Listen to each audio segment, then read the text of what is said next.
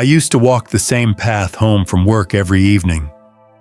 Nothing special, just a quiet street with old trees and a lonely park bench that almost nobody used. But one day, there was a man sitting there. Gray hair, heavy coat, staring at the ground like he'd lost something he couldn't replace. I wouldn't have thought anything of it if he hadn't been there again the next day, and the day after that, and the day after that. Always the same bench, always the same look in his eyes, like he was waiting for someone who would never come. One evening, as I walked past, he suddenly spoke. "Do you think people know when they've made a mistake?" I froze. I didn't know him. He didn't look at me. He just kept staring at the ground. I sat down, unsure why. Maybe curiosity, maybe loneliness, maybe because the question felt too big to leave hanging in the air. I said, "Sometimes, I think we only notice when it's too late."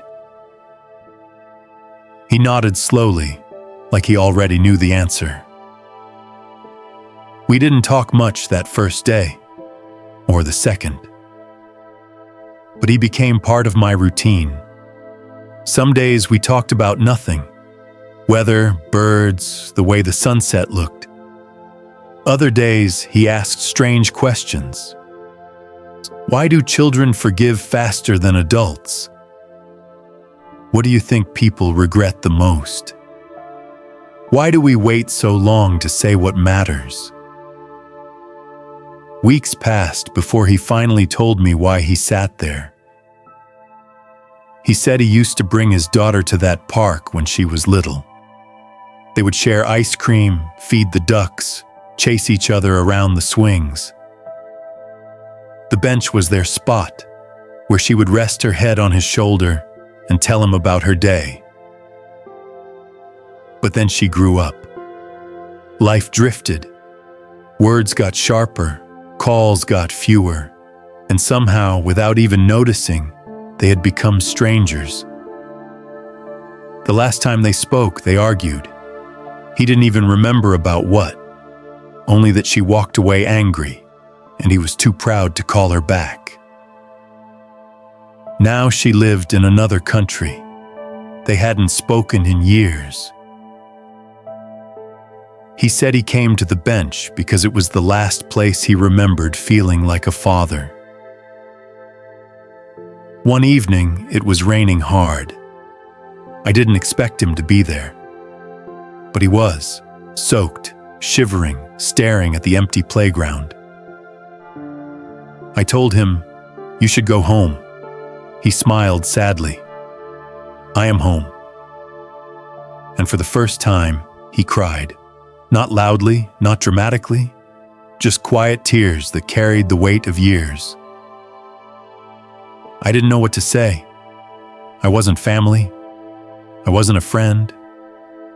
I was just someone who sat beside him when the world felt too heavy. But the next week, something changed. He wasn't on the bench. Not that day, not the next, not the one after.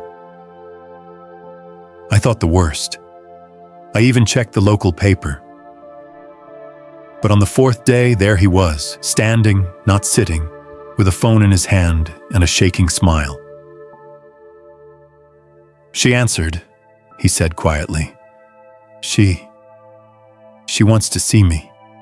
She wants to talk." We stood in silence as he packed his worn coat under his arm. "I don't know how it will go," he said. "But I'm done waiting on this bench for a moment to come to me. I'm going to meet it halfway." And just like that, he left. Sometimes, healing doesn't come from the person you want it from, but from a stranger on a bench who reminds you that life is still moving, still changing, still offering chances. I never saw him again.